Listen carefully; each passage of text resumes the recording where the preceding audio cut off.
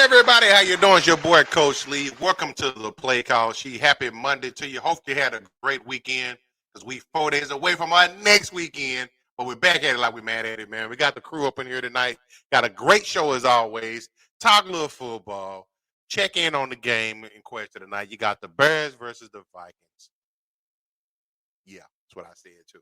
But man, let's get my man up in here, man. Coming in hot off the press. Planes, trains, and automobiles. Let's get him up in here. My man, Meta Watch. Whoa. It's Monday night, Playcall Sheet. We are here. What's going on, Coach, man? Glad to have you as well as myself over here, man. You know, it's blessed to be here, man, every day. You know, people got to remember, man, as crazy as life can get, got to remember, man, we still here. Just let y'all know. How you been, bro? Yes, sir. All day, man. How about them Cowboys, though, everybody, man? Y'all know I was up to something, man. You know, hey, hope everybody enjoyed their NFL. What's this? Week 12? Week 12, brother. Absolutely. Week 12. So did you catch any games this weekend, man?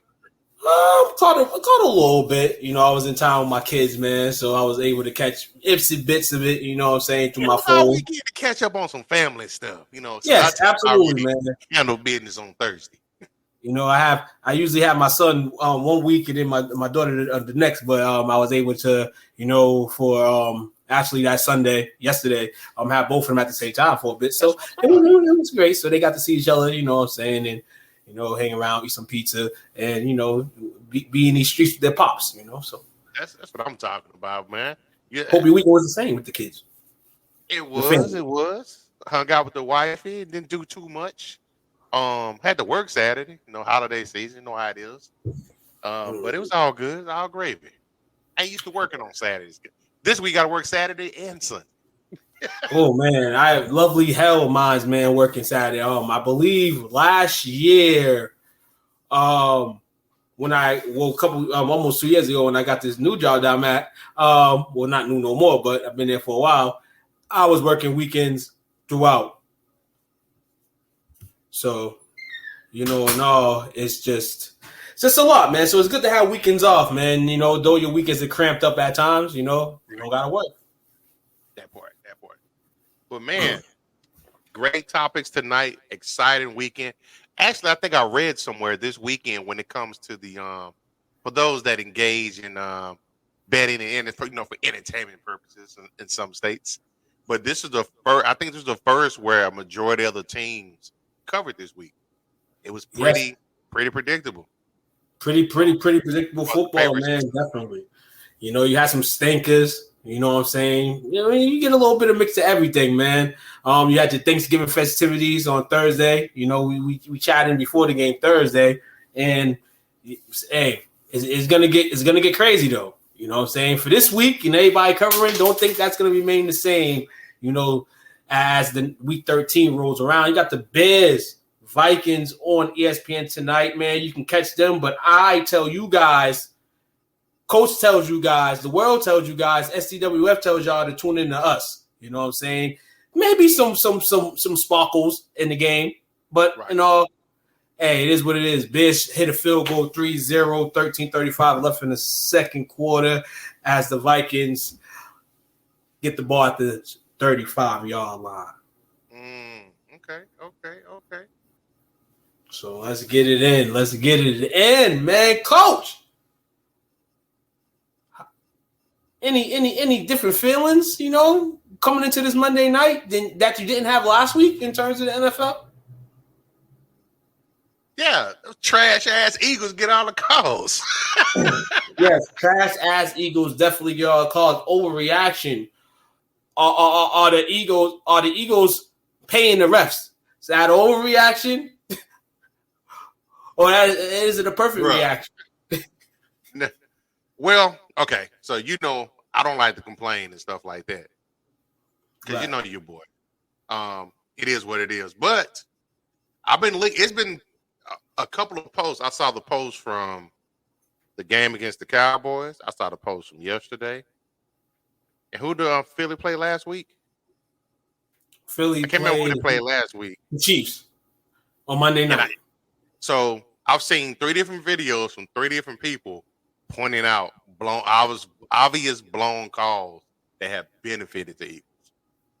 And I mean, like I say, you got to play through it. But some of the stuff, like, for instance, the one yesterday with, I think it's when Slade got away with the pass interference, where he clearly had this dude jersey in his hand and was clearly separating the man from his jersey, causing him to drop the ball, and the call just blown. It's just, I think them playing close games, and it ain't got nothing to do with no Philly hate, Cowboy homers, anything like that, but I think this is 4th or the 5th week in a row where they've been behind at halftime and come back to win. That shows a lot of character in them, but they've got a lot of stuff that went in their way. My question is, now that it's been blown out and people are airing it out, are the rest going to start watching it closer to where it might cost the Eagles down the line? Absolutely. And you got to remember, too, man, the playoffs, I mean, I don't know if the NFL in their sake, but, the refs change, the momentum changes, the game just changes overall in the playoffs. So right. The referees, we would think, will be, we won't say fair, but they'll definitely ref the game and watch the game differently, closely at times. You got to. In these situations, people would think that, they're betting games. Maybe they would, but hell no. This opens a big lane maybe for refs to not call fair games. But they're the police at the end of the day. I always say that because they dictate what goes on. They dictate what calls are called. I mean, you got reviews and stuff like that you can go to, but the team's limited to that. Right. And if they had the ability to review plays or review calls all the time, be in the arena for 99 million hours. So, yeah, man. Yesterday, in that case, yeah, the refs definitely are there for the Eagles in the last 3 weeks, where games have been decided by them ultimately going down the field and scoring, and it kind of makes them, in the spec clutch. And with the referee's help, man, that clutch word is sounding a lot more real in Philly. It is. Shout out to Chris and Bobby, man. Appreciate y'all hanging out with us tonight. What's going on with y'all? How y'all doing tonight? Good evening to you. Good evening. Don't blame Will either. This is Joe Burrow's fault, strictly, and you know this. Speaking of that, though, you know what I'm saying? Speaking of blaming Will, it's a lot of things we could blame Will for. We can't blame for the Bengals loss. Bill has no relation to Joe Burrow or Browning or Chase or any of those guys. So let's bring my man in, man, from the bottom of the map of Massachusetts. My man, Chili Will, in the building. What's up, man? I didn't even know you was ready yet. I don't know if you responded. I just said, I'm going to bring your ass on anyway. Yeah. I got Debo. Good. What's up? How we doing, man? fellas? I'm all right. Overslept a little bit. Took a nap. Overslept? Oh, that means I partying last night. Yeah, right. My old ass. Partying like it's still Thanksgiving. Leftovers got you sleeping, man. It's cool, man. It's cool. But hey, man, we opened up the segment talking about the referees overreaction or real reaction of the Bills Eagles game. Coach and myself. Obviously, people that are watching the game or any game for that aspect. There's some debatable calls every game. You can't change them. In certain aspects, you're only limited as a team to go review plays a certain amount of times and things like that. Mm-hmm. Yeah, I tuned in to Cowboys radio. I know. Absolutely a good game yesterday between the two teams, the Bills and the Eagles. And yeah, Cowboys radio now. For the most part, every team got a beef with the refs. They're the police. Overreaction of week 12 as we walk into this segment here. And we just spoke about the Bills and the Eagles. Jalen Hurts coming through in the fourth quarter after a sluggish first half. Opened up some prime, man. 5 touchdowns he had, including the walk-off and overtime 12-yard run to seal the game. Now, QBs, growing up, those guys that, put in that work, put in those yards, do that work. Now, we all know when we spoke of Jalen, you know, what kind of quarterback he is. He's a dual threat. He's a guy that's going to pass. He's going to run the ball. A lot of guys still question his ability at the position. But when the game's on the line the last few weeks, he's been making plays. I mean, teams been making plays too. The players, shout out to him. But Hurts is making plays, man. So, is it an overreaction? Is Jalen Hurts the most clutch quarterback in the NFL as of today? As of today. Did Mahomes retire? You said did Mahomes retire? Yeah. That's how we gonna act. I mean, not definitely how we can act, but we can say one thing. Patrick Mahomes is not in the category of everything. He's in most leagues, in most categories, but you know how the NFL goes. You know how it rocks. Sometimes the list changes a little bit. Not saying overall, statue-wise, at this point in the season. No, I'm gonna make it real easy for y'all. No, stop that. We're not gonna keep doing this. We're not gonna be prisoners of the moment. We supposed to be the collective who has reason, who has watched more football than the average Joe. That's what we're supposed to be. So no. For people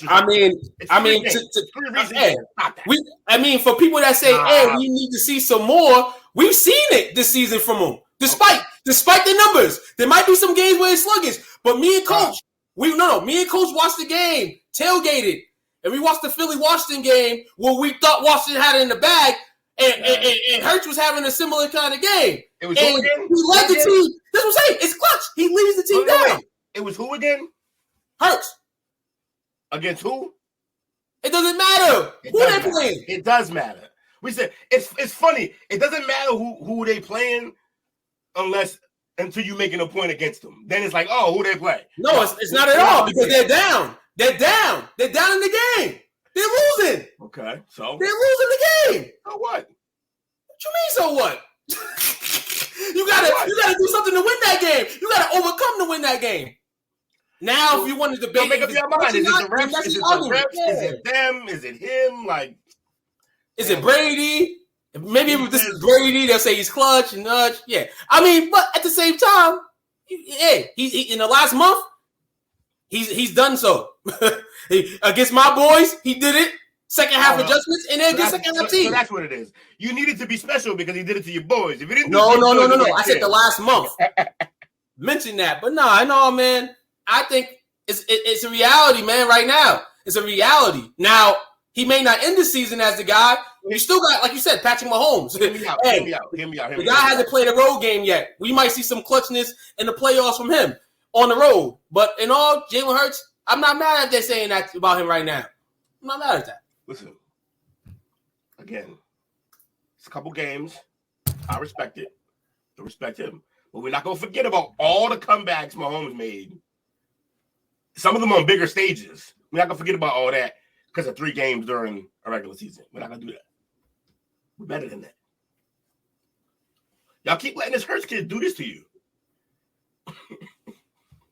He's good. He's good, but let's not fall every time, man. Like, well, that's why I preface what I said at the beginning of the segment, that they've been bailed out of some stuff, but it's probably going to hunt them at some point in time when they need it the most. Yeah, them chickens finna come home to roost.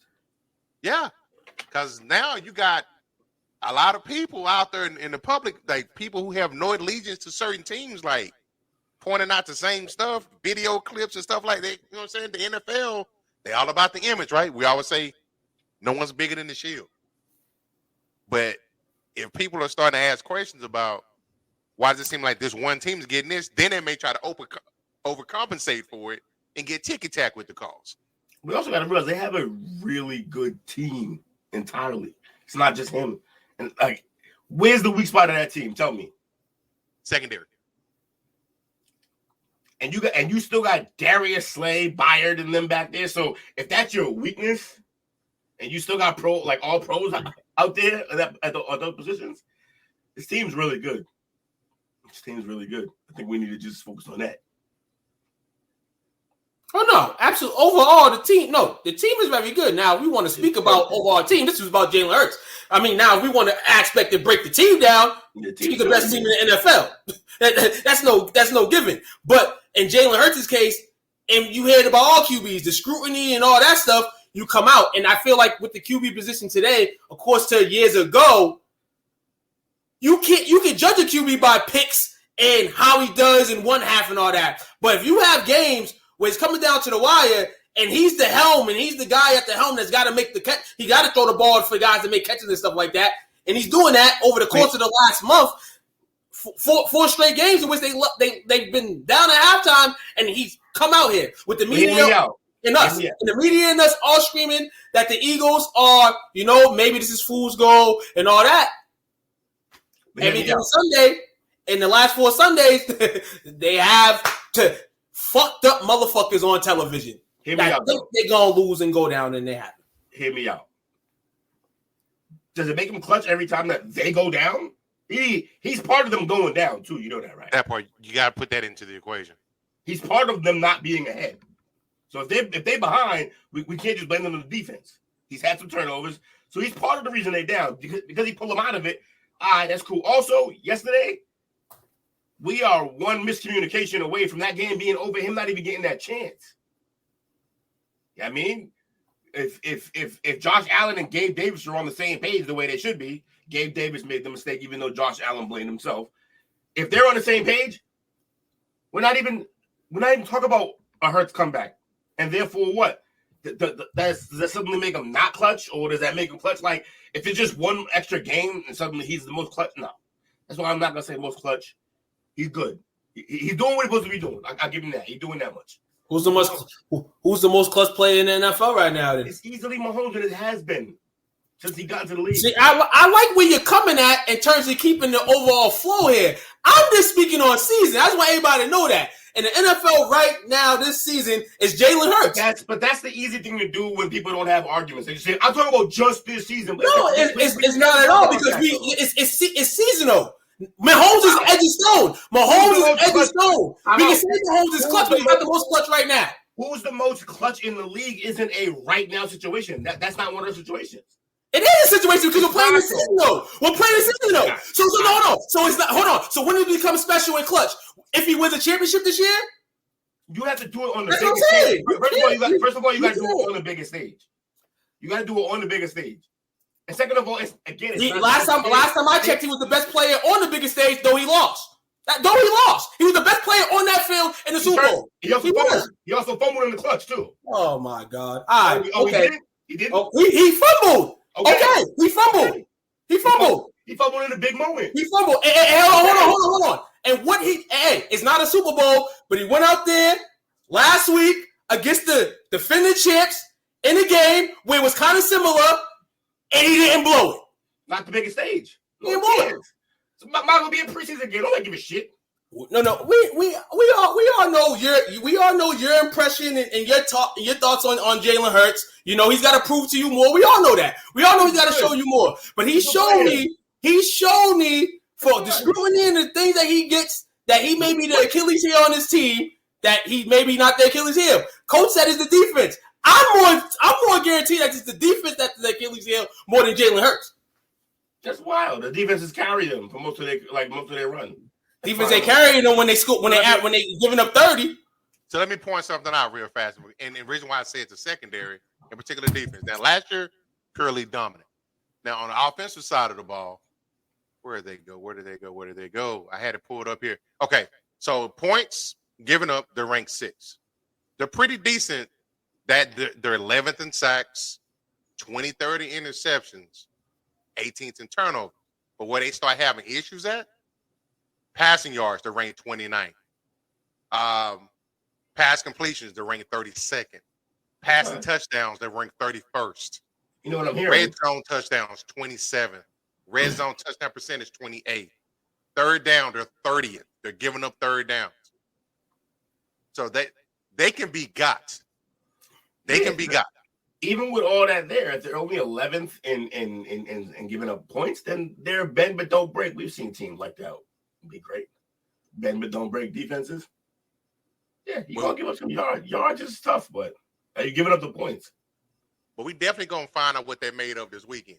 Because, I think the next 4 weeks, they have some teams they're facing. They do. Yeah, so, yeah. I think everybody does. Because it's probably safe to say that the top 4 teams in the NFC Philly first, San Fran second. I might have to slide Dallas in front of Detroit the way Detroit licked on Thursday. I would say those are the top 4 teams, in my opinion, in the NFC. And they all either play one another or they play teams over 500 to finish out the season. So it's nuts. Sir, it's 49ers this week coming up. Cowboys got a game against the Seahawks. And then Giants twice to end the season, and then the Cardinals. So you get through the next 21 days. 3 weeks for you get the next 21 days. You know what I'm saying? Then you see what you can do and see where you at in the seedings and stuff like that, and maybe rest time. But you got to get through this stretch, and let's see what they can do, man. Like me and Coach talked about before you walked on. Will, you know, all games that go this way may not go your way when it comes down, man. And these 3 games right here going to test that, man. San Fran's defense, you damn sure can't do that shit against them. Regardless of anybody want to say about my boys, that game, we watched the game. Everybody watched the game. We see we went down, shot themselves in the foot. They were ready to give the game to us. And the Seahawks, they play good for a couple weeks, play down a couple weeks. We'll see what kind of Seahawks teams roll into that game. They actually played Dallas this week, so it's gonna be tough, man. But yeah, man. Eagles, Jalen, AJ Brown, rest of those guys, man. Salute to y'all, man. Best team in the NFL. Next overreaction in reality. Will the Bills make the playoffs? I think so. Just barely, probably, but I think they can make it. Their problem isn't crazy. Their defense isn't great, but I jumped off the Seattle train. They're 6-6. Yeah. Damn. Shout out to Anthony. Shout out to Cedric. What's going on with y'all? Nick Bosa and Chase Young are a problem. 49ers defense will carry them. Yeah, man. Jumped off Seattle train because you kind of see what it was going to become. They are chilling for a year. Like we mentioned in the offseason, they can kind of chill and coast. But what they did, they obviously did it. We know there's a warranty. There's not a warranty on Geno Smith. You know, once he's done, he's done. That's what happens. I mean, it's okay. But there's still a team that can compete. They still have some good pieces. And you can fall off them. But, hey, it's still a respectable team. I hate to say it, and I know we talked about it to start the season. I think everybody that was on here was kind of pulling for Geno. We felt like Geno had finally got it together. And we was like, all right, Geno, it's about time. But, damn, turn back into Geno, man. I don't know if Toot was rooting for him. No. Don't get me wrong. I hope him well. I wish him well. He's not Teddy Bridgewater. Y'all know how I feel about him. I just felt like Geno will come back into reality. Like, all this stuff, man, and a lot of guys. It was a fair assumption. Opportunity. A lot of guys have been getting second chances in the NFL in terms of when they be able to get on the field and do something and try to go. And Geno did that. He deserved that. He got everything that came with it, too, in the new NFL. Money. You got extra guap for having a good year. They rewarded you. And even if you don't do nothing for the rest of your career, you good. You good, man. But to the Bills situation, man, it's going to get tricky. Because they can't continue to play like this. And I said that about the Bengals early in the season. Joe Burrow's hurt now. And for all that's worth, in Josh Allen's game yesterday, guys, they were still doing the same stuff that they was doing before they fired Ken Dorsey. They kind of surprised you by, going to the run a little bit the week that they fired him. But, hey, what teams are not going to do that? We've seen the Pittsburgh Steelers throw for over 400 yards yesterday. And they fired Matt Canada on Monday. So my point in saying that is, though they are a team that can, go out there and score 41 week, they're also a team over there that heavily relies on that guy so much and Josh Allen that it hurts the team so much. Like, it hurts. And then it hurts him, too, when you got plays like yesterday to Gabe Davis, where clearly it was a miscommunication. But Josh, I feel like he just be having too much stuff in his head. It's like, he does. Your normal QBs are like, okay, 75% of the time I'm going to throw the ball. 10% of the time I'm going to run the ball. Josh Allen's just like every time, what should I do? What should I do? It's like you're picking a play in Madden, and you have so many seconds in that game clock running, and Josh he just lost, man. He just be lost that time, and that doesn't mean he doesn't have good games. He had a great game yesterday, but you can see those kind of collapses, man, in these last couple of games with him. Let me ask you this: if they don't make the playoffs this year, it's a two-part question. Do you think the coach isn't? It might. Do you think his seat might be warming up on him? Yeah, I think so. If they don't make the playoffs, they got to get rid of McDermott. I'm being real with you. If they go in there, they got to find McDermott. But then you say if they do make the playoffs and they lose again, he's kind of on the warm seat anyway. I feel. Yeah. Because they've been there so many years, and then you have teams they have teams jumping them. They have a team in their division who they beat this year that's in first place. And the way Buffalo's playing, looks like they don't want to compete for that division in terms of winning it. So now you deal with the wild card situation. They're going to feel like the Bills are the best out of the wild cards if they make it, and then you lose. Kind of still warm. It's kind of a lose-lose situation for them. Rather than losing players, the coach, they're going to have to break that team up one way or the other. They cannot lose this year, and I'm not saying they're going to win. They can't lose this year. Hey, Anthony, that's a good question. If Cincy or Bills don't make the Super Bowl in 2 years, who's the most disappointed? I will probably say Buffalo, because Cincy is only 2 years removed from making the Super Bowl. Right. So it'd be Buffalo, yeah, because Cincy ultimately overjumped them. Yeah.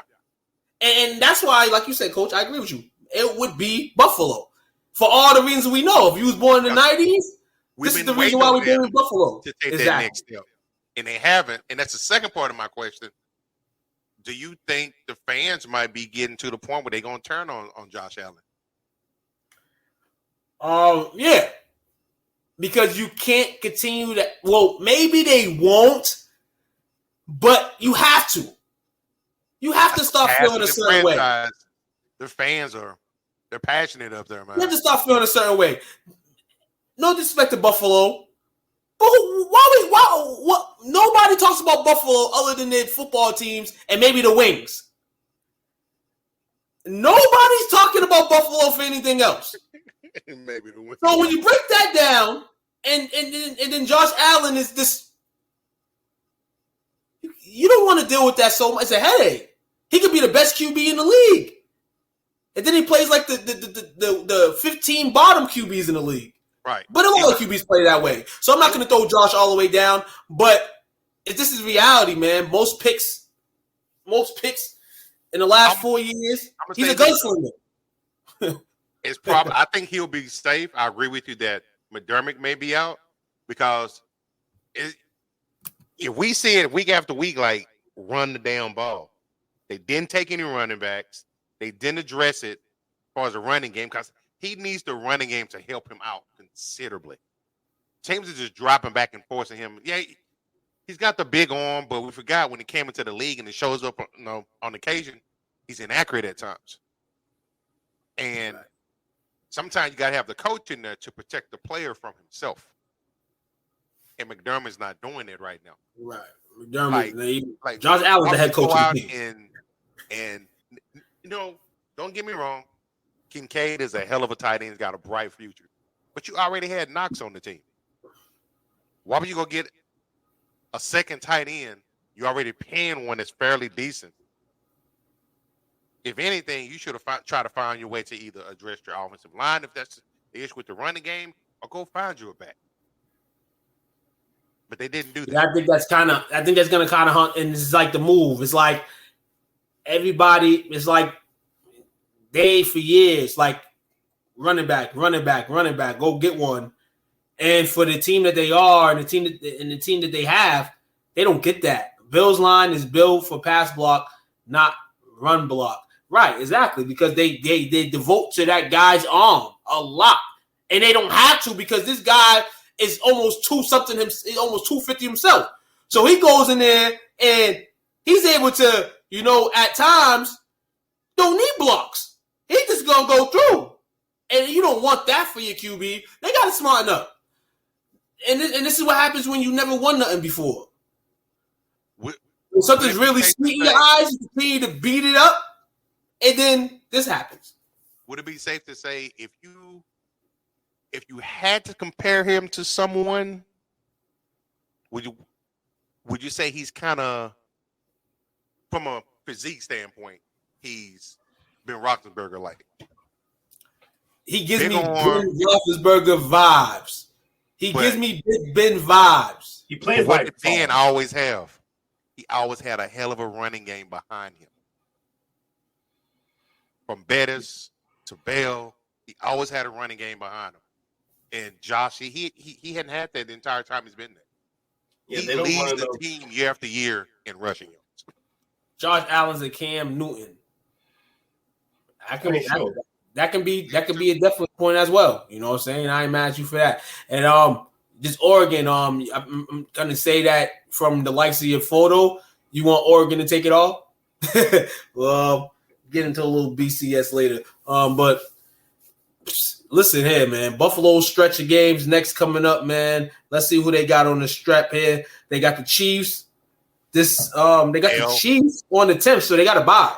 So the bye came at a good time. They play the Chiefs after the bye, Cowboys, Chargers, Patriots, and then end the season at the Dolphins. And like I said earlier, they're not even trying to compete, and the Dolphins are kind of just sitting there like, all we got to do is just win games. We don't even got to beat Buffalo, right? We don't even got to beat Buffalo. But maybe on that in that last week, maybe Buffalo got a playoff spot on the line. And Miami's the team that either makes or breaks them going into the playoffs. So this is going to be interesting. It's going to be interesting to see. I'm right now, we always talk about, this is about the time last year we started talking about the playoffs and the seeding and stuff like that. Mm-hmm. So right now, Buffalo is 6-6. They are 3 spots out of being a wild card. And they're behind. They're behind Houston. Yeah. Shout out to the Texans, babes. Mm-hmm. And don't blink. They don't won 5 in a row. They're behind Denver. Denver balling right now. They balling. They cooking right now. Cooking. Russ been cooking all year. So right now, you got Baltimore as a top seed, Kansas City, Jacksonville, Miami. Those are your division leaders. Then Pittsburgh, Cleveland, and Indy are your wild cards. Because you got peep game. They here. Miami has a comfortable 3, maybe 3.5 lead over them. So right now, you got to hope that these teams above you could go to a reality. I won't even say reality in the sense. Maybe the Broncos back to kind of where they was when the season started. But the Texans have been doing their thing. The Texans might be a team that stays glued there. Hopefully they don't, Stroud don't go into the slump. You know what I'm saying? Things of that nature. But yeah, it's gonna be hell for them, man. But they're better than everybody else that's trying to get in the playoffs. They're better than the Bengals now. They're better than the Bengals. No Burrow. So boom, and then you got the Raiders, Chargers, Titans. So basically, right now is you respect the Bengals. Let's see what Browning can do. Keep doing. Let's see if he can learn. He's gonna have to learn on the fly. But Will said, and that's why I feel too. But with the talent that they have, the pass catchers they have, and stuff like that, let's see if they can do something. Those pass catchers are definitely gonna have to be the quarterback to that team right now. And you can't be a quarterback if you're a pass catcher, can you? It's gonna be interesting to see, man. Buffalo, we here.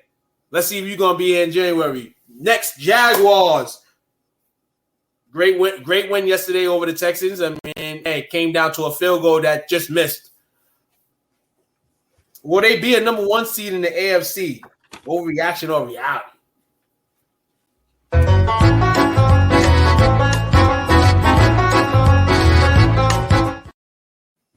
They are not going to be the number 1 seed. That's bullshit.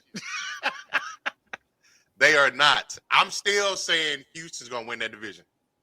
I know they beat Houston yesterday, but they had to play damn hard to do it. Houston is in front of the curve. They're ahead of schedule. Starting to buy them into them a little bit. Coach, man, I don't want to say they'll be number 1 seed, But I'm just gonna go into we're just gonna ride this schedule real quick because this is crazy right here. Now the first two could be in the most, Trevor might get hit a bit. But we'll go through the schedule. The Browns, after their bye, they got a Monday night game. They got a Monday night game against the Bengals. They gotta win that game. To win. Then you got the Browns. Win.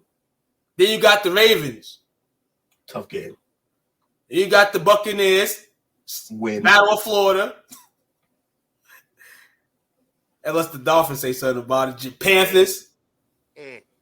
Win. And Titans the end of the season. Win. They're looking good.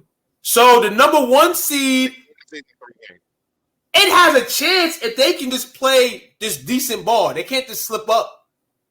Possibly they could where everybody else is playing gauntlet schedules. But, Coach, I'm with you. I don't think they'll get the one seed. But the way the NFL is shaping up for them to be and the way the NFL thought they would be, I could see them second. I can see them second or third. I definitely can see that. Yeah, I'm looking at Baltimore's schedule now.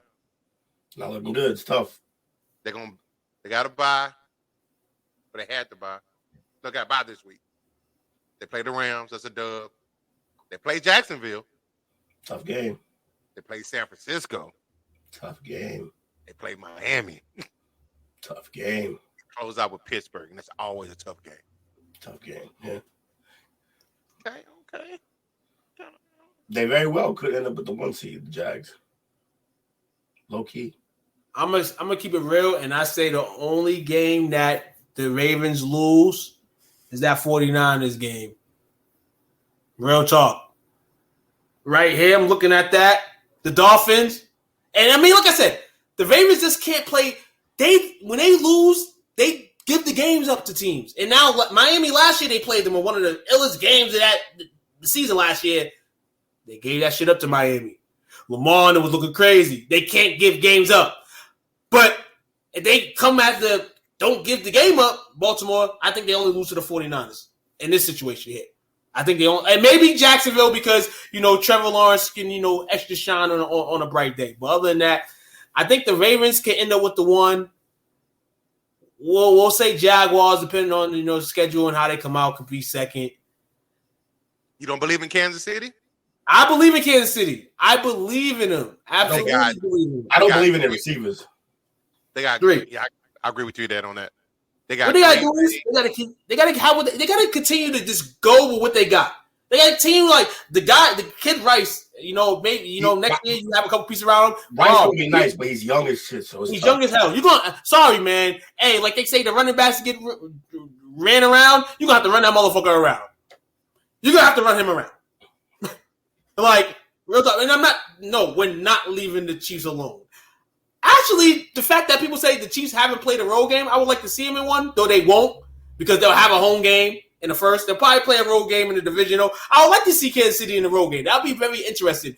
Patrick Mahomes, we feel like, and the Chiefs have done just about everything you could possibly do, except the road game. So, Kansas City schedule, Green Bay, Buffalo, New England, the Raiders, the Bengals, and the Chargers. Oh, they electric slide into the playoffs. Nice. And they've got 3 on the road and 3 at home in a 6-game span. So man, update on the Bears Vikings game. Still the same score as I told you guys 25 minutes ago. 3-0 Chicago. 3:30 left in the second quarter. 3:30 and it's 30 minutes. Boy, this game trash. The team with the number 1 pick in the draft is winning. The Bears can keep winning if they want to because Carolina's going to continue to lose. I said earlier to my man Bobby, I said even if you gave Carolina the game, they would still lose it. So that in there, man. Next overreaction or reality. I disagree with Ant right here. No, they're not. We seen something. I mean, obviously, the field goal kickers for the Patriots, they kind of had this, since anyway, a lot of fans feel this way about their field goal kicker. But the field goal kicker made them feel this way yesterday when he missed the 35-yard field goal to send the game in overtime. As Rex Ryan will say, I will quote him, we're happy that game was over because nobody wanted to see it overtime. And the Giants, shout out to Will, shout out to Jake for not believing in your team, but y'all were right in not believing in your team. I thought the Patriots would win, and goddamn, I didn't think it would get any worse than losing to not only DeVito, but a team with no receivers. We talk about the Patriots don't have no receivers. The Giants have nothing.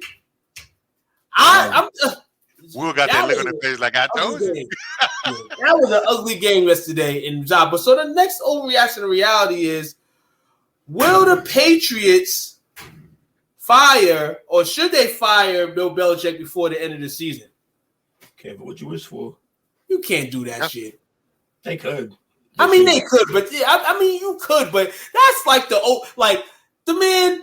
If he bows down and says, "I'm done," okay, right. But fire him?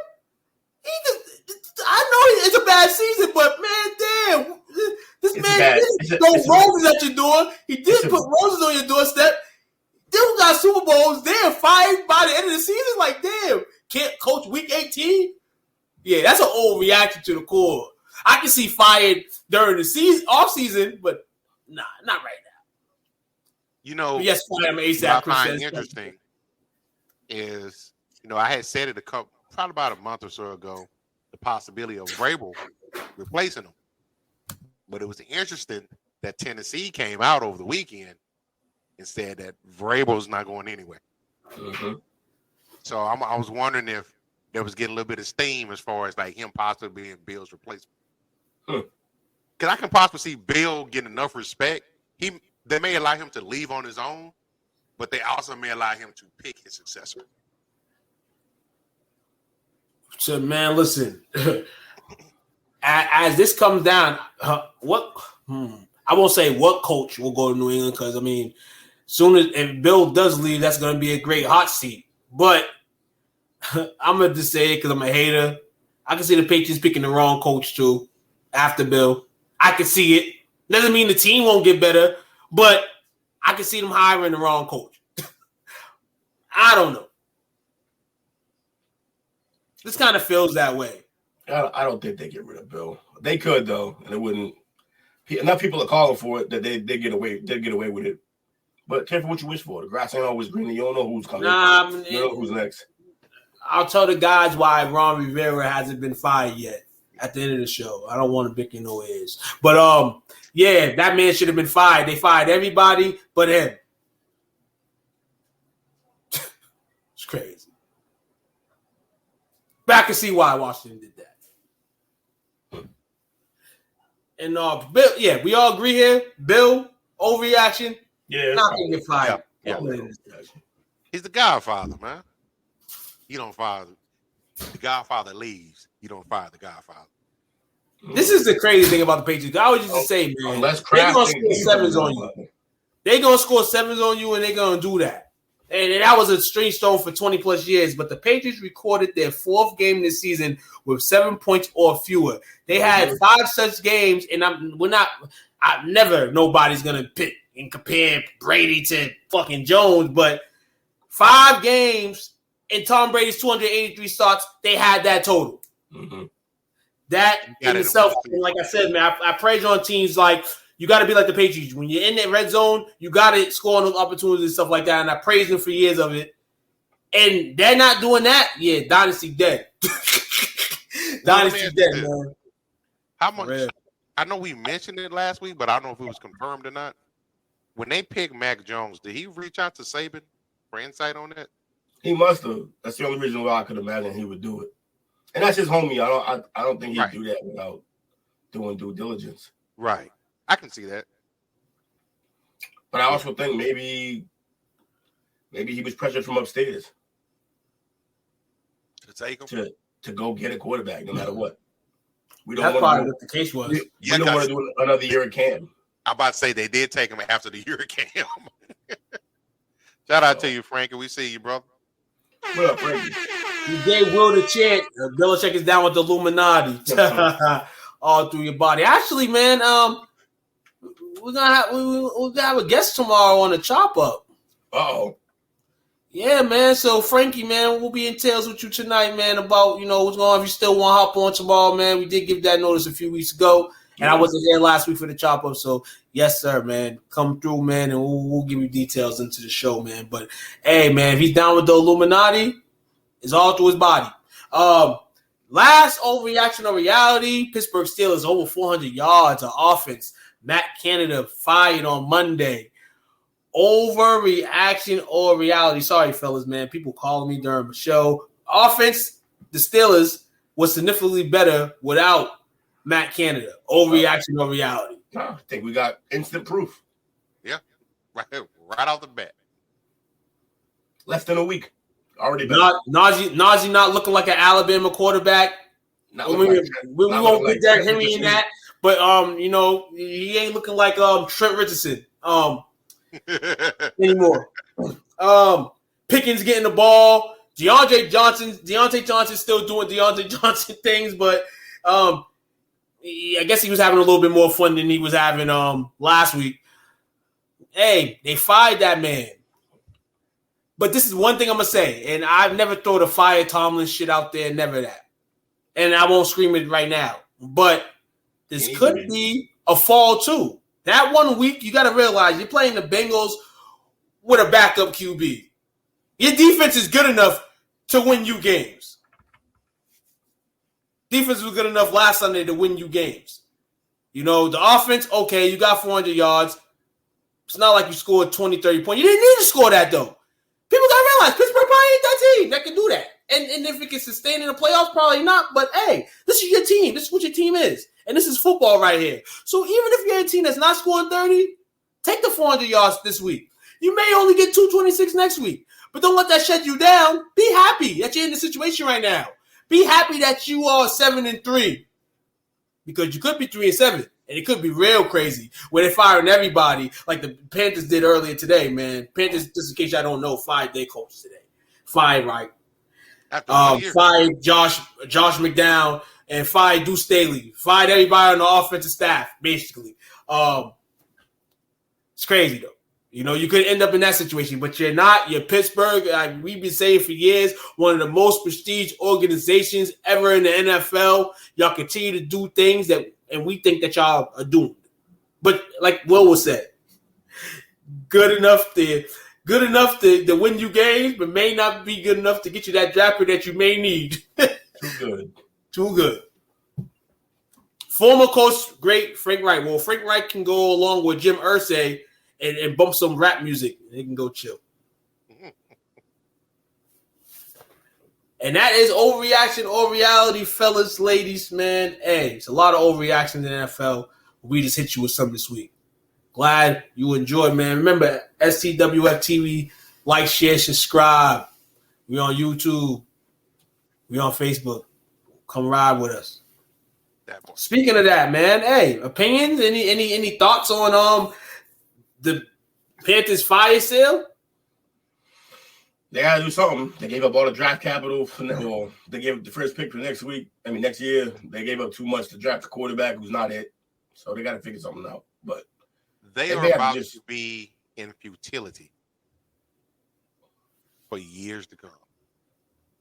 No, maybe they could be like 5 years. I can see 5 years, yeah. Funny. I'm starting to rock with him a little bit, but y'all know there was a time where I just hated Dan Orlovsky.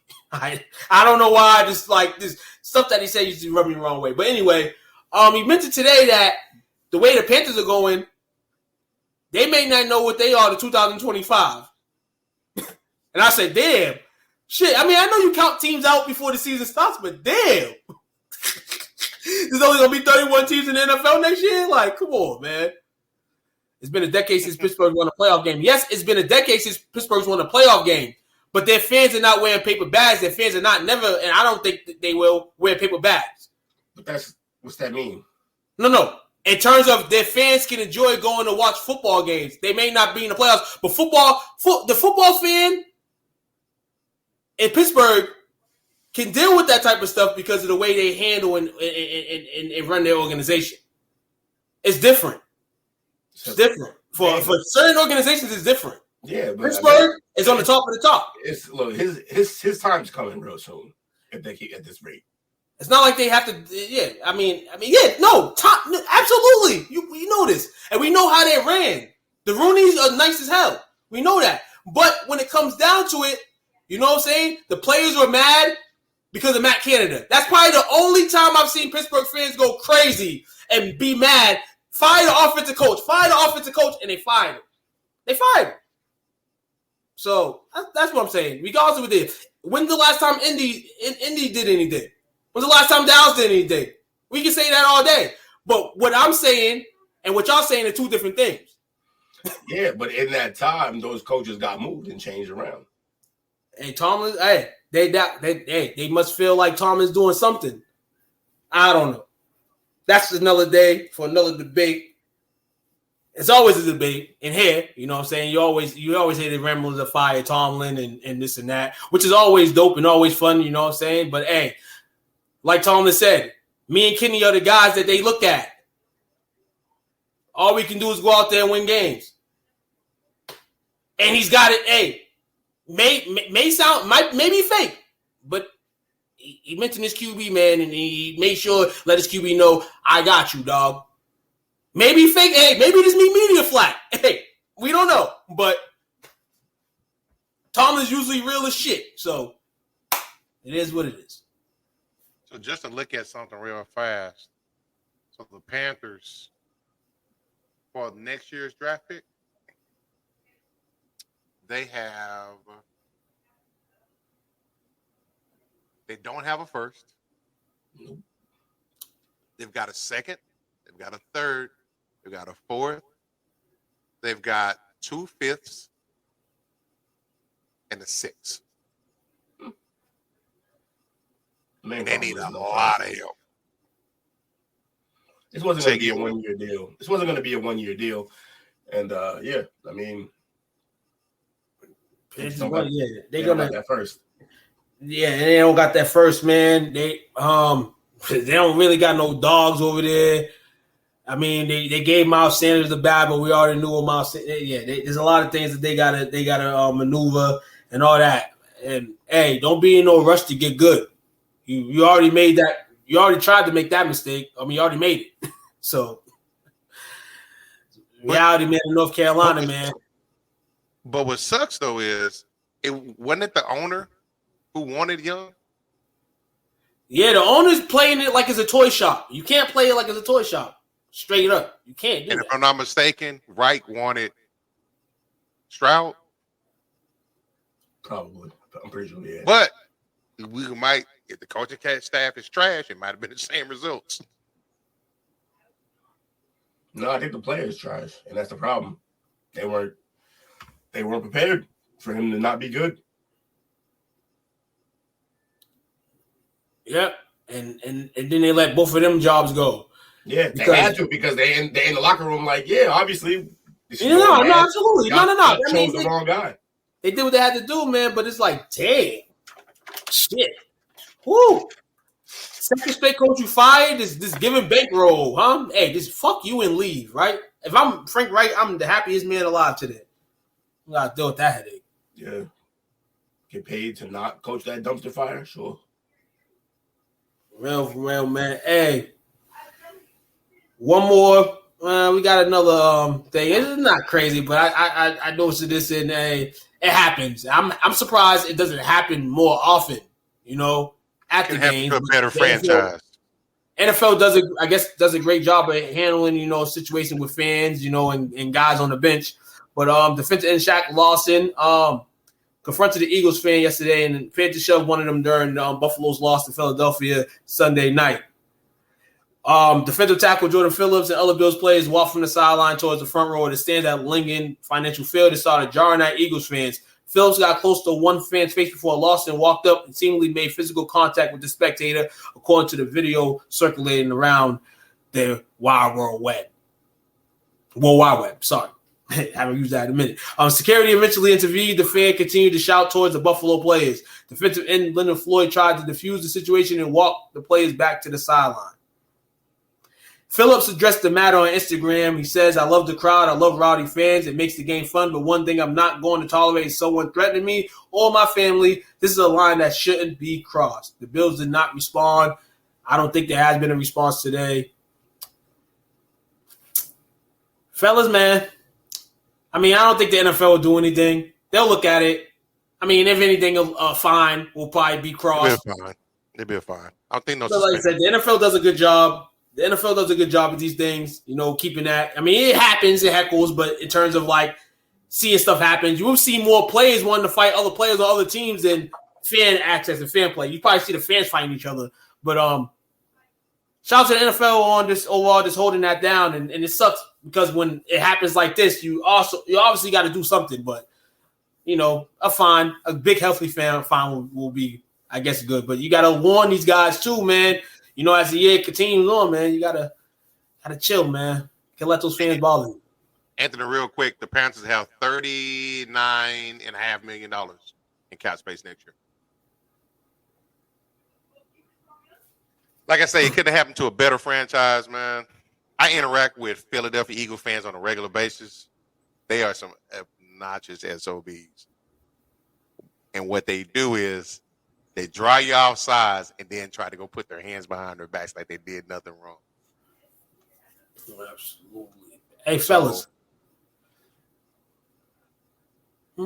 Fellas, before we take a quick break, overall, and this week that this is passing through week 12, something that you'll take from it.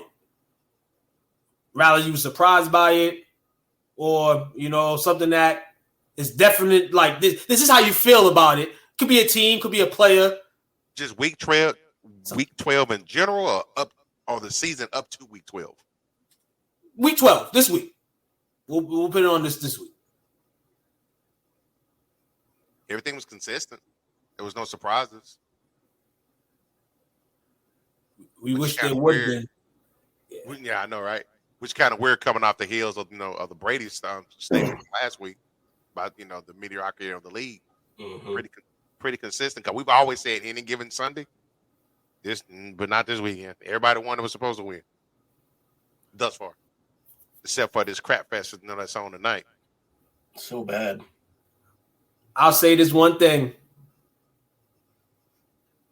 Justin Herbert, you're an NFL pro.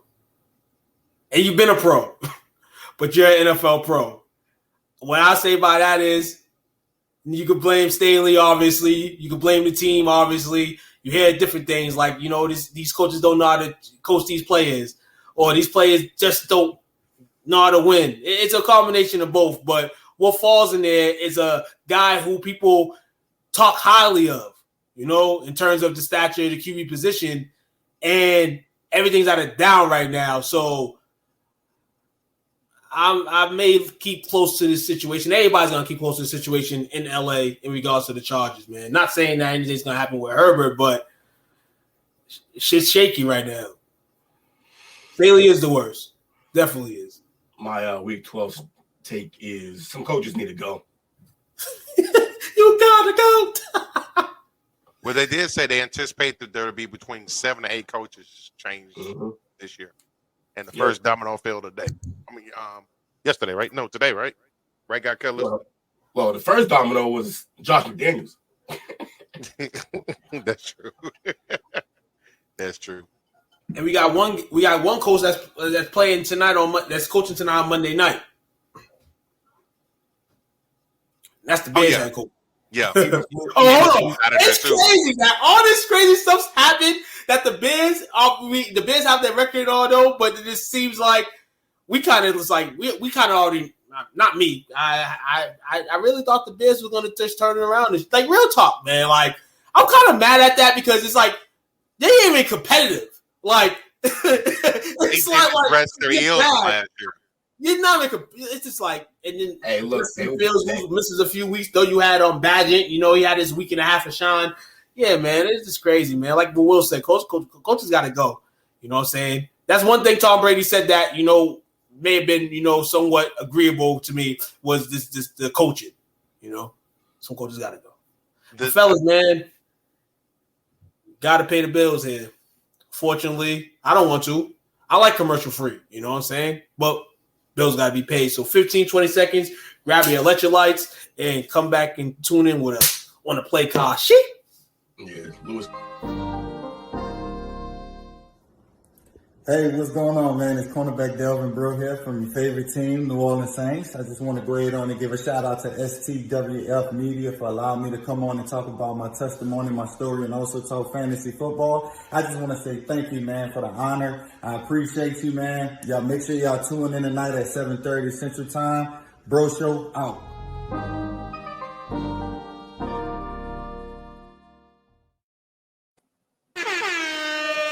That's a valid point by Lewis, man. Mm-hmm. Extremely valid. Yep. That hire made no sense. I think the GM that's there now, this is his first year, if I'm not mistaken. I think he's the former president of the Big Ten, if I'm not mistaken. Speaking of the Big Ten, how about the Wolverines, man? Obviously, Jake's not here tonight, still sobbing over his Hiding. Still a Patriot fan. He is still hiding. Jake's had a bad weekend, everybody. Even when he put on the Bengals hat, the Bengals still lost. Overall, not a good week for his team. Not a good weekend. But yeah, man, we got the college football rankings. Obviously, tomorrow the BCS rankings comes out. But these rankings here shouldn't be too far from the tree in terms of rankings here. So let's go them out, man. So we have sorry, man. I'm here. I'm over here. We're supposed to be over here. Thank you very much, guys and girls. So read down. We'll go from 10 to 1. You know what I'm saying? I'll give some respect to the 10 team and the 9 team and the 8 team. 10 team, Penn State at 10 and 2. They jump up a spot from last week. Missouri at number 9, 10 and 2. Surprising. Missouri's playing some good ball. Yes, Missouri has played some good ball. Definitely has, man. Hey, getting back to those Michael Sam days. Yeah. Playing in it. Alabama 11 and 1. Hey, Texas 11 and 1 as well. Great blowout on Saturday. My brother was so amped because that was the last game to declare his parlay was Texas, and he's like, they won big. Damn. He said, I went to sleep and I thought I was going to lose. It was bittersweet. Definitely. Number 6, dropping down from people had him as number 1 last week, maybe number 2. Ohio State 11 and 1 now. A little funny thing happened today. I heard the FBI rankings had Ohio State still at number 1, or one of these rankings on ESPN wide had Ohio State at number 1. Everybody was going crazy about it, but tough loss to Michigan. Third straight loss to Michigan in that rivalry. If the only thing you can't do is beat the field or Michigan, then yeah, maybe time for changing soon. But overall, man, hey, it happens, man. You'll be on the top at one point in the next few years, man. Michigan's rocking right now. They're going to continue to rock. Why? Because we're 10 and 1, so you're a hater hating on the best team in the league. No, your fans are trash. It's a fact. Oh, you talking about? Eric, man. Shout out to my man Eric. He's a beloved Eagles fan. Happy belated birthday. The Eagles got a win for you yesterday. Eric's prime time stop, man. This guy is the man. Shout out to my guy. You know, but Eagles fan in here, coming in here with Eagle madness. Don't come in here with your Eagle madness. We don't need you in here over here talking crap. We're gonna get you in here for the chop up one night too, man. We're gonna get you in for actually we want to get you in here for a football show because no boy would be interested to talk to you. We know Eagles fans, but we don't really conversate with Eagles fans like that. So it'll be good to see your thoughts, on this team, man. Figuring out we bigger at it. Y'all threw batteries at Santa, man. Like, come on. Real talk, man. Shout out to my man. Paralyzed Michael Irvin. Right. Hey, real talk. I'm gonna put my man out real quick too. If you ever had a Bruins game, Celtics game, man, concession stand, man. You go outside, see a lot of guys, trying to make some dollars, man, and doing the right thing. My guy E, man, got his own merch stand, man. He over there, selling merch, before you enter the arena where, you're paying $1 million for it, man. So shout out to my man, hit him up across the street right from the TD Garden, man. If you're going to a game, any type of event, it's my guy right there. Shout out to him. But, gotta get back to these rankings, man, because college football is getting real hot right now. Number 5, Oregon, going into the Pac-12 championship game against Washington. maybe the best team in the Pac-12. Friday night, right? Yes, Friday night. This Friday night's going to be epic. It's going to be litty. Number 4 at 12-0, the team most likely to not be in the top 4, but hey, got to win in a rivalry game Saturday against Florida, and that is the Florida State Seminoles, man. Hey, one more game from hitting on a perfect season in terms of regular season success. Shout out to that team overall, man. It's a team that was in the dirt for a long time, a lot of years. Potentially could have hired Deion Sanders. Didn't go on that. Went a different route. And the organization is doing some good things this year. Hopefully they can keep it up for years to come and bring that, big dog back in the ACC, man. So shout out to the Seminoles. Number 3, Washington just keeps winning. They just keep winning.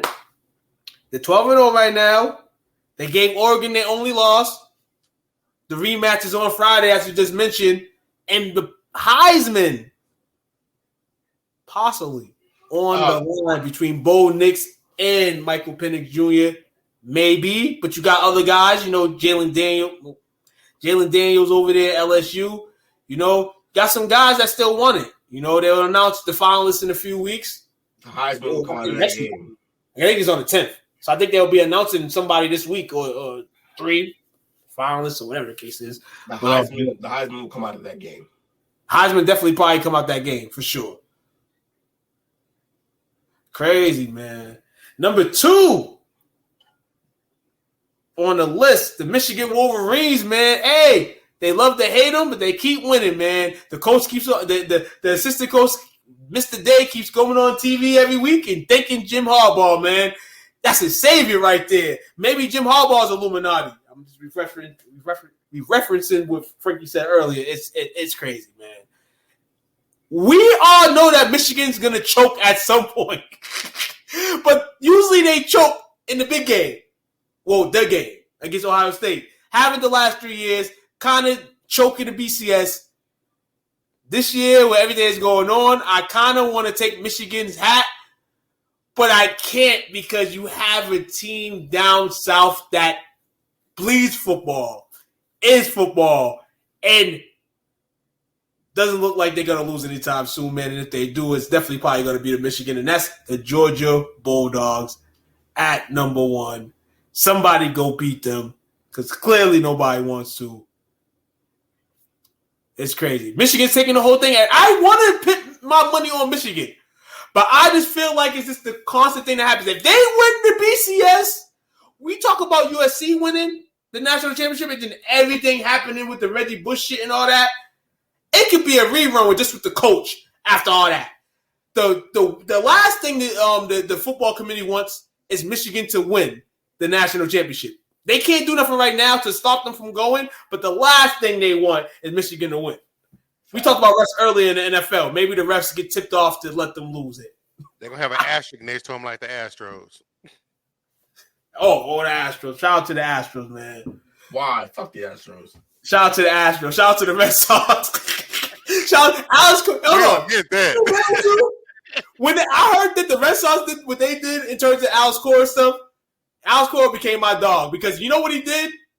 He came back and he said, "This is me. I'm just a good coach," and just had the motherfuckers balling. Like this shit that this happens, man. And maybe Astros are still cheating. We don't know, but clearly they didn't get to where they wanted to this year. And in this case, in the NFL football playoffs, man. We get amped about these it's 4 teams. Sorry. We get amped about these 4 teams that are in, but ultimately, most of the time, the clear winner is more than likely the team up top. So, shout out to Michigan right now doing good things, and I would like to be good. Right? Huh? It expands to 12 teams next year, right? Yo, that's crazy. Too many that's teams. Wild. I was in favor for it. I've been in favor for the last 6 years. I'm like, bring it on. They're the only division that doesn't have a playoff. Who? D1. Okay. Yeah, because everybody else does. Right. Everybody else does. Crazy. James Madison, who was Division 1 AA, right? Right. They are nationally ranked, and they will be in a not a great bowl game, but a decent bowl game for them this year. Shout out to them. I think they was as high as like 18 this year. They got up there. Shout out to them, man. Shout out to all these teams, man.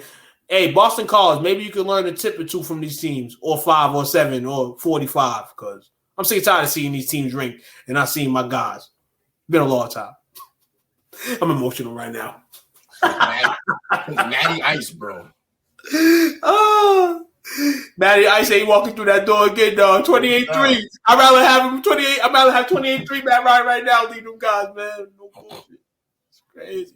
But we spoke about the Heisman a few minutes ago and how the Pac-12 championship could decide the ultimate winner. But as of November 26th, according to Fox Sports, Bo Nix and Jalen Daniels entered the final week of the regular season as favorites to take home the college football's most prestigious individual award. Of course, Nix led the Oregon Ducks to a 31-7 victory over Oregon State, throwing for 367 in a pair of touchdowns. Daniels, on the other hand, 355 total yards, 4 touchdowns, and LSU's 42-30 win over Texas A&M. And while they both appear to be clear-cut right now, you still got Penix, Jalen Monroe still hanging around, Mara Harrison Jr. And we'll read the list here. We'll go from 10 to we'll just do a 10-1 man situation here, but it's tied. A lot of people tie for 8th, so we'll just go 7. Blake Cronum from Michigan at plus 20,000. You got Jalen Monroe from Alabama plus 1,500. You got Carson Beck, quarterback Georgia, at plus 8,000. You got Marvin Harrison Jr. at plus 4,000. Michael Penix Jr. at plus 600. You got Bo Nix from Oregon at plus 130. And Jalen Daniels right now is the favorite for Heisman Trophy at minus 115. Put us my iPod. That's according to Fox Sports. You put us my iPod numbers. Yeah, so he got the numbers. If you want the wins, of course, that's Michael Penix. And Beck, I think Penix has got more statistics while also not having a loss. So it's going to see. We'll figure out what means more to the committee. Who you think is going to win the Heisman? Early thoughts. I mean, it depends on, like, if you think it's more stat heavy, then it's got to be Daniels. It's got to be. Unless he's killing. Yeah. And with a SEC schedule, putting up those numbers, he's going nuts. If you had $100 right now in your pocket and you had to try to go make a flip, you going Daniels with the minus 115. I'm gonna go like we said earlier, I'm gonna go winner of the Pac-12 championship. As much as Daniels has been doing this thing, man, it would be. It would be crazy if one of these two guys didn't win it. The dogfight of the division that this Pac-12 was this season, even with the worst of the worst teams, this team, from teams being ranked up and down, they had it. Now you have these two guys possibly with a chance to get to the BCS playoff. If I had $100 right now, I would take Nix at the plus 130 and come up on the 230. But that 600 right there could be good too. I don't think they'll give it. Even if Penix and Washington do win it, I think they would slide it to Daniels. And that sucks that I'm saying that, but I just think that would be the reality of it. But Bo Nix would be my guy that I would put my 100 to if I gotta look. Daniels got 3,800 yards in the air, 40 tubs, and he's got another 1,100 on the ground and 10 tubs. He's accounted for 50 touchdowns. Hell yeah, and that sports automatic. 5,000 yards of offense. Yeah. So. But is this season over? He doesn't have no more games, correct? I don't think so. Sucks. It sucks because those numbers, all that, you would think like, damn, LSU is a top 5 team. They started the season as a top 5 team. That blunder, that regular season first game against Florida State kind of fucked them up. And if Jalen Daniels doesn't win the Heisman, it ultimately falls on that. He's a senior, right? Daniels? Yeah. I feel like he's a junior. He might be a senior, though.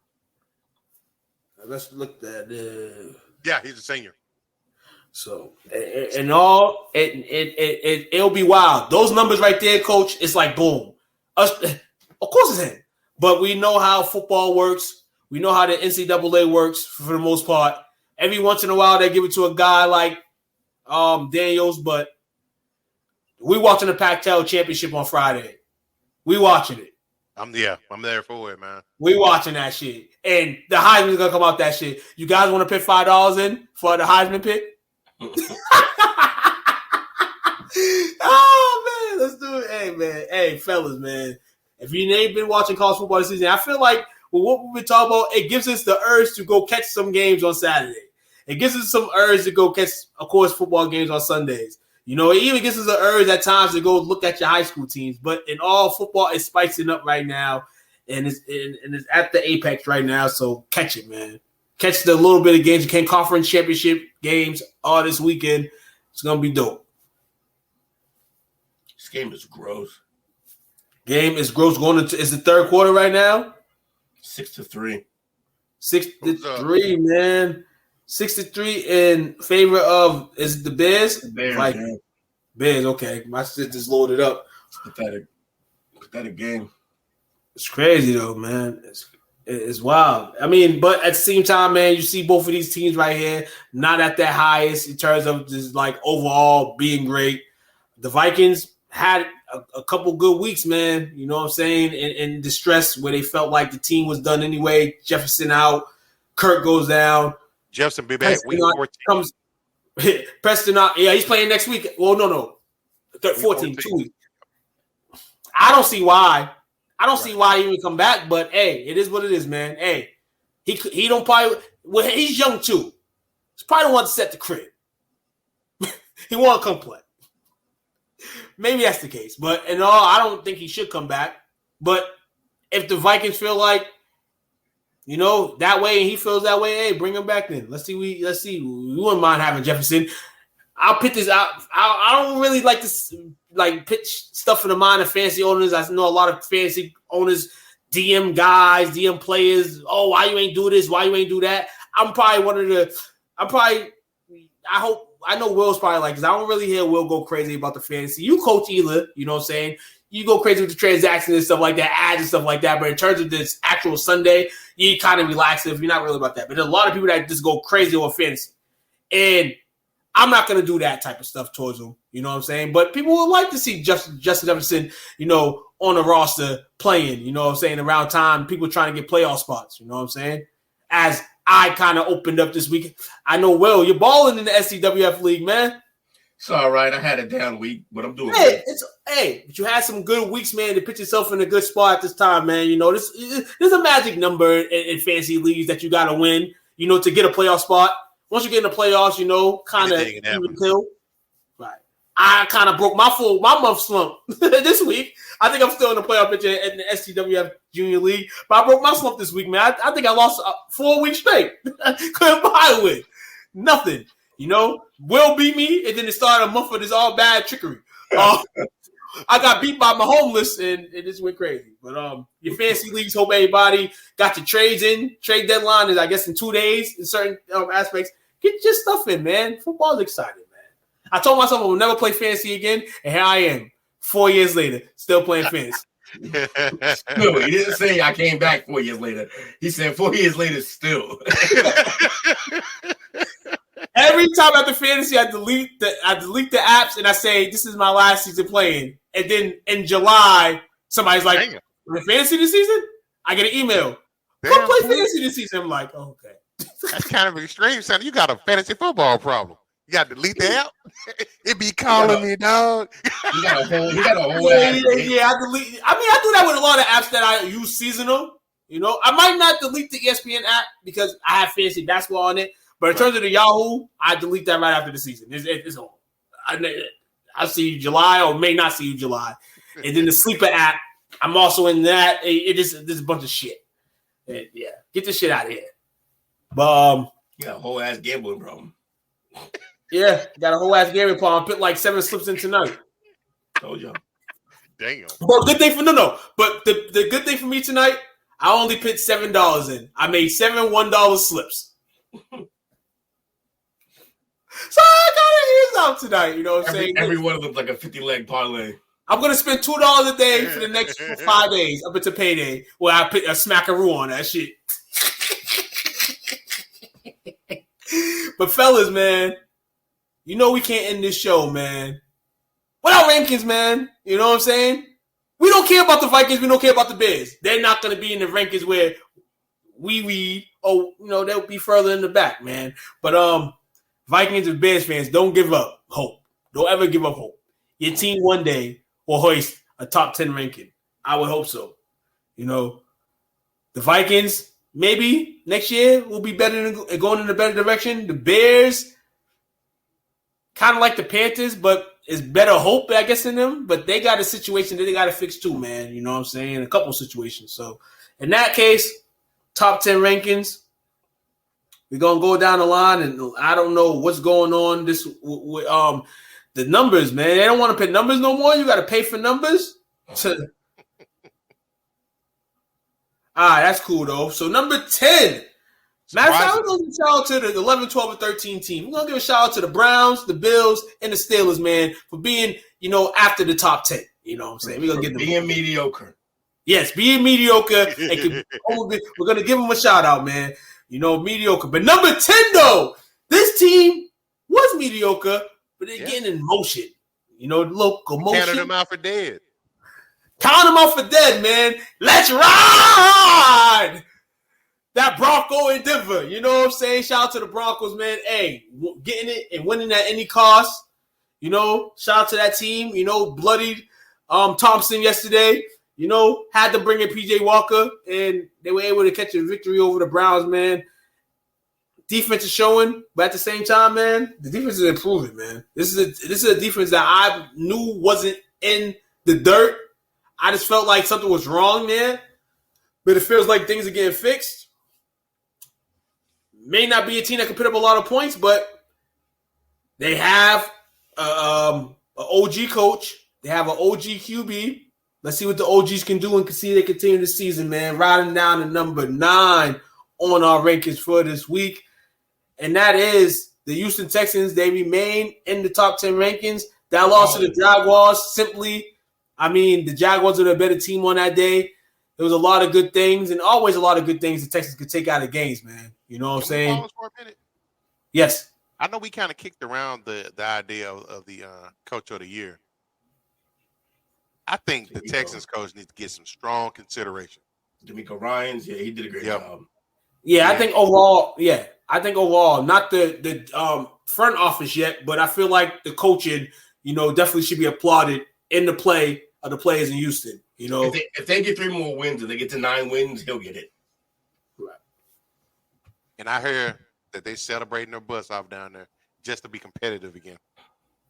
Real talk. Not to mention they won the draft. They did. They picked second and got the right guy. They got a future star in the making. Mm-hmm. He bonds with the team. He invites the team to his house every week. He's a team guy, man. You know, you see those things early, man. You usually see guys that early just by themselves and stuff with an entourage, things like that. Guy's pretty chill, pretty cool. What's crazy, it's a young team with a young quarterback, but they love him already. Like, they all respect him and love him already. That whole team is going to go together. That's a scary team moving forward. Scary team, man. Scary. Number 8, man. Could have been flip-flop this week, man, if the Texans would have won, or the Texans probably would have. Nah, they wouldn't have went up. Jacksonville Jaguars entered number 8 at 8-3. Spoke a little bit about them earlier. Can this Jaguar teams continue the success that they're having? Will they fall? Are they at that point where they're going to jump? We haven't really seen it this season, but, hey, you still got a month and a half left. Most of the year. That's a great record for a team in the 8th spot. Yeah. Definitely a good record. And they treated them like ass when they got slapped by San Fran. If they didn't get slapped by San Fran like that, they'll probably be a little they'll be up. Probably like 6 and it'll probably be like between the 5 and like the 7 range, but hey, It would be better than what you are right now. But hey, you being ranked is great. It's cool. Continue to push. Number 7, 8-3, Kansas City Chiefs. The Raiders had them shaking for a little bit. And then Ashland, shout out to Ashland, man. Your Chiefs kept rolling, you know what I'm saying? And took the lead and then flipped it up on the Raiders, man. Made Antonio Pierce wear his black forces and get in his Cadillac and be gone. Your offense needs help. Wide receiver specifically, and Sammy Watkins. is it safe to say that Kelsey may not be focused on what's going on? What's important to him right now? I don't know. He's still. I mean, he had a couple drops, but he's still making his plays. He's tearing that skeleton up at the crib. Damn. That's cold blooded, man. My man, he don't care about life. Like that man's over here, like I'm going to the podcast with my brother. I get to get some skeleton. I'm down for it. He said some skeleton. Brutal. Real talk, man.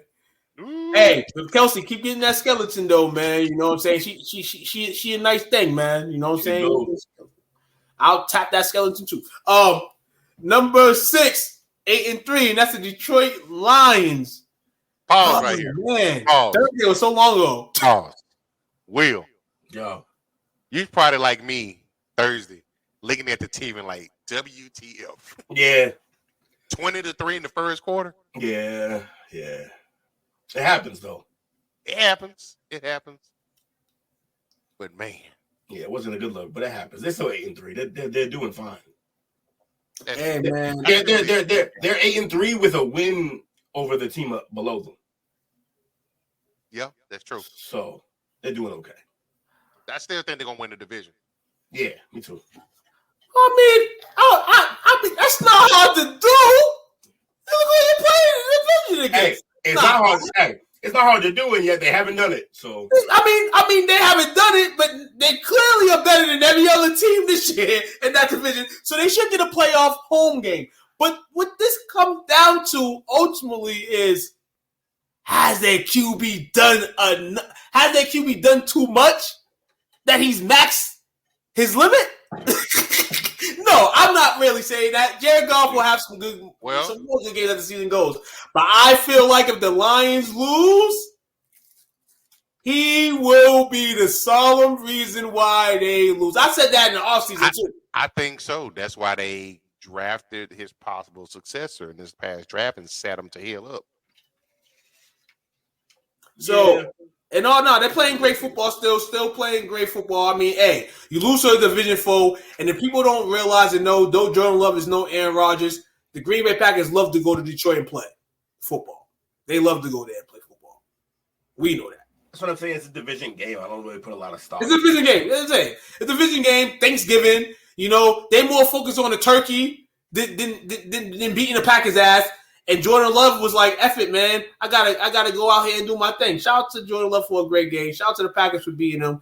But number 6, not bad, man. You still gonna roll, man. Still got a lot of great success going on in Detroit. Shout out to the Lions. Number 5, my Cowboys. Thursday worked differently for them. You know, I mentioned too, the second best team, the third best team, and the fourth best team in the NFC all played on Thursday. One of them was gonna lose, though. We picked the favorites to win the game. The Lions were the team to lose. It just happens like that sometimes, I feel. They beat the Commanders, not saying much. Another, great showing from the team. But ultimately, we have to show that. We have to mini show that starting against the Seahawks. We have to show that against the Eagles, Bills, Dolphins. The rest of our schedule, we're going to have to show and remain this way. We're not all the way 100, but we're going to have to win these games. So that's what I say about it. Number 4, Black Friday win. Wasn't the prettiest, but the Dolphins got it done, and they remain in the top 5 in the rankings. Like they said, getting defense is back, so that's a good thing. Tua's been kind of quiet. That's not good. But he's been healthy. He's healthy. It's good. He's healthy. That's a good point. So he's healthy. So as long as he's healthy, he can be quiet. Mm-hmm. We thought he's gonna unalive himself on the field last year. Yeah, it was looking bad. Definitely. So they got a 3.5 game lead right now in the East. Doesn't look like anybody want to compete with them. So just continue to win, and Mike Medeiros continue to just coach the team. Continue to just get better at things every week, and prepare. I think Miami, I'm going to say this, Miami, it's time for you guys to prepare for the playoffs, not in terms of rest or nothing, but you guys are going to get there again this year, and you guys hopefully are going to be healthier than y'all was last year, and that's the scary part. Y'all see Alex Smith say that Brady played the weakest division in football? I heard that. It's funny. So we're gonna. I mean, not really. I can't say that because you still have guys like Phillip Rivers in the division. No, matter of fact, hell no, Alex Smith. I kind of was feeling your comment. You playing a weak division too, dog. That wasn't as. I mean, it wasn't as weak as the East. It wasn't as weak as the East, but you know what I'm saying. At the same time, man. It also is not the point. It's not about between him and Brady. It's just about he's just saying a statement about Brady. But was it the weak division because they just dominated the division? Right. Which came first, the chicken or the egg? That's part of it. That's part of it. But then you got to think about the quarterbacks that were in the division the entire time. It wasn't Sanchez. It was a who's who up in Buffalo. So let me be clear. That's the first name that came to your mind. That's bad. The first name that came to your mind was Sanchez. That's the first name you came up with. It's the first one I came up with too, and I had to realize what that meant. So yeah, and that's the true fact. I mean, really? No, it's a fact that could be spoken on because I just say all the time, Patriots are gonna have a guaranteed 3 to 5 wins in their division, just alone their division. So all they got to do is, even if they slumping and stuff, all they got to do is win 3 or 4 games and they're playoff bound out of the rest of their games. Because, like I guess it's not a good combo, but it's a combo. It's crazy, man. Crazy. Miami at number 4 and riding up number 3. That team from Maryland, Baltimore, Maryland, and that is the Baltimore Ravens. Did what they had to do on Sunday Night Football. Zay Flowers actually got a couple more fans today after Ravens fans probably betted that 3.5 spread, and Zay Flowers made sure you got it. You know what I'm saying? So shout out to this Ravens team. Defense still looks scary. Offense, it's going to be what it is, man, week by week. Interesting and funny dealing with a quarterback named Lamar Jackson, because that's exactly what he's dealing with. Unpredictable. You don't know what the hell is going to happen with this team offensively by the week. You don't know. No, they're going to run. You know that. They're definitely going to run. Hey, I'm going to say this, Chris. The Patriots can be whacked for the next 10 years. I will always respect them more, even though I hate them, than the bum Bengals. Triggered. Yeah. I wish I could put brown paper bags on right now. But it is what it is. Number 2. Brock Purdy and those San Francisco 49ers. Yes, we're saying Brock Purdy and those San Francisco 49ers. You know what I'm saying? Hey, good Thanksgiving squabbling, man. You know, chicken legs, Christian McCaffrey going home. I'm hurt, baby. I'm hurt. But you got another win, man. You know what I'm saying? For a tough-nosed team. 3 losses, reality check. Now you go back to the grind, man. And that's what they're doing, man. Going out there and putting the hurt on teams. You better be a Bengals fan than Cowgirls? Yeah, of course you do. I'd rather be. Yeah. Chris, you're weird.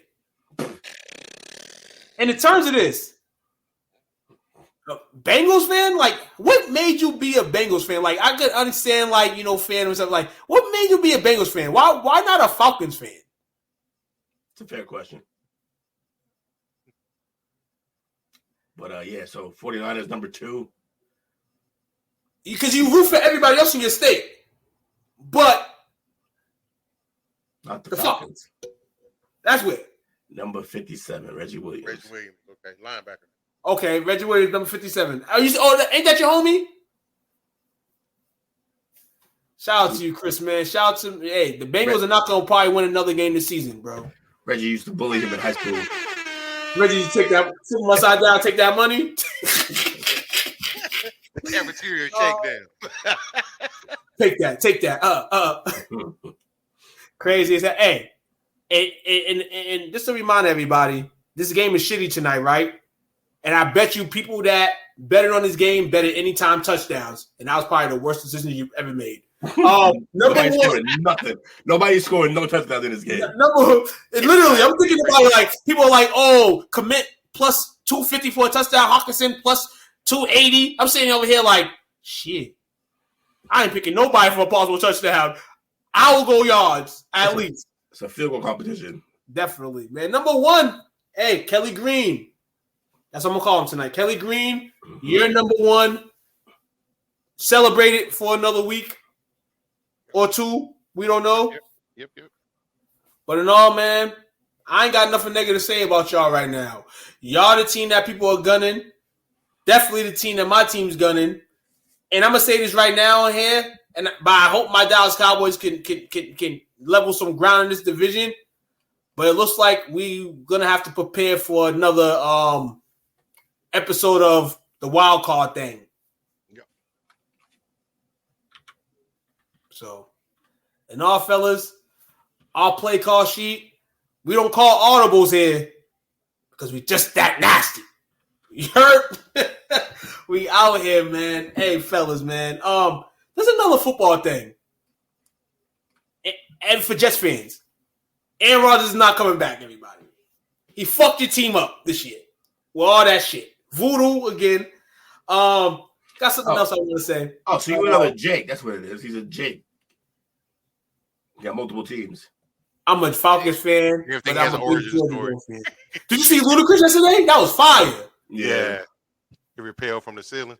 Yo, shout out to Atlanta, dog. They show love to their rappers over there, dog. They make sure their rappers get concerts, halftime performances. But unlike Detroit, unlike Detroit, why they do my man Jack Harlow like that the other day?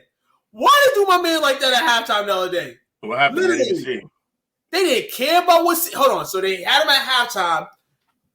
Literally, like, they have sex out there for the performance. He had no energy, though. That's why. There was no energy. There was no energy in the set. They literally put like an ice glacier, like a little piece of an ice glacier on there. And literally it was just him and just like you to see the whole stadium. I mean, I don't understand they're not supposed to make it big like the Super Bowl and all that, but damn Detroit, this was supposed to be Thanksgiving was your Super Bowl. They did it for Big John a couple of years ago. He turned it out. You see what Dallas did, though? You see what Dallas did, though? Had the OG show over there. It's a nightclub. No shit. Yeah, old England titties over here. So what was better, old England titties or Jack Harlow? He just wanted to say it. He dying to say it again. Look. Yo. All of my will. Listen here. Look, y'all run a nightclub and happen to play football there. It's a lot different. No, but it was still overall crazy whack. But I'm sitting here like, what the hell is this? Like, damn, NFL.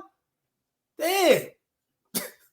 For the blowouts, for the blowouts and ass-whoopers we had in the first two games, shit, the halftime show would have probably made the day. But instead, they didn't want the show to take away from the game, and the games were trash. They miscalculated that.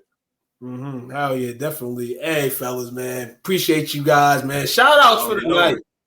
Shout out to you fellas, man. Appreciate y'all. Sorry I was a little bit late, but I'm here.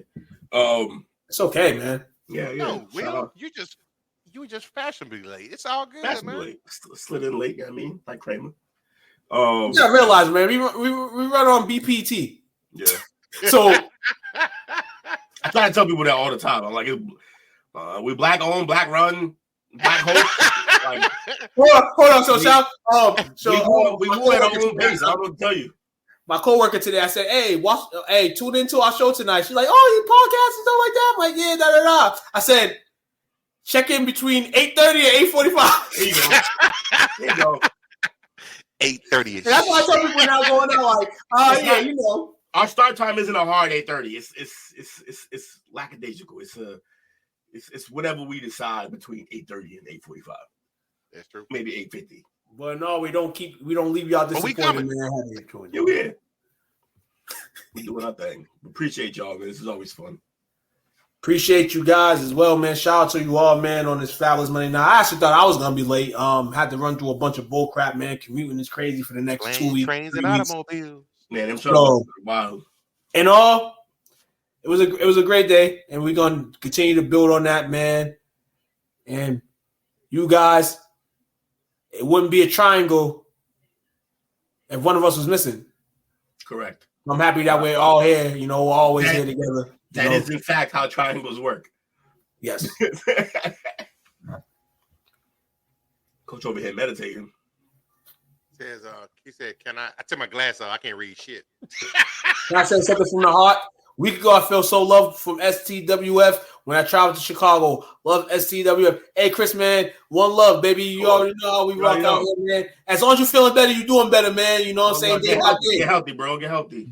Hey, I know. I mean, I don't know if you dealt with, death, before, may have, but it's the hardest thing to go about, man. You can easily go about your day all the time, and then that one moment it hits you. You know what I'm saying? And it's reality, man. That's what it is.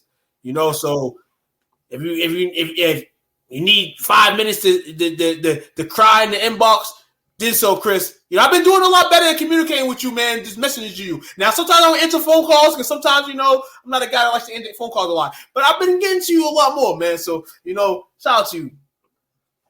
Yeah, this is the day and age where phone calls. Gotta get you that do-rag, Chris. Once you get that do-rag, Chris, you'll be good. You gotta give a do-rag and a Marlboro shirt. Yeah. I'm sorry, Newport. My man Kip. My man Kip over in the building. My man Chris Kip. That's what I'm gonna call you now on. Chris Kip in the building.